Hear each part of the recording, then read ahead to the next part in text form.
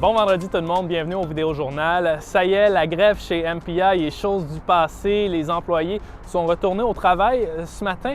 Par exemple, ils ont beaucoup de travail sur la planche. Il y a eu des retards tout le long des plus de 2 mois de grève. Par exemple, 15 000 examens routiers ont dû être reprogrammés. Les demandes d'indemnisation accusent un retard également. En date du 1er novembre, plus de 12 300 demandes d'indemnisation ont été soumises à MPI. La Société des États assure que certains employés feront du temps supplémentaire si possible, mais que ce sera possible de rattraper ce retard-là. Elle appelle quand même à la patience des usagers.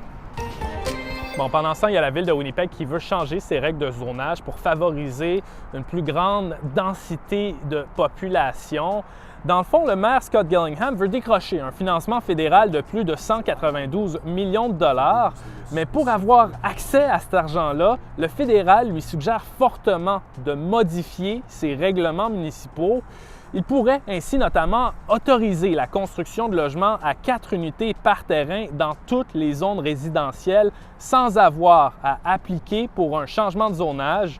Scott Gillingham proposera ces modifications lors de la prochaine rencontre de son comité exécutif le 14 novembre prochain. Et en terminant, on vient d'arriver au mois de novembre et comme à chaque premier dimanche de novembre, ça veut dire qu'il va falloir changer l'heure en fin de semaine.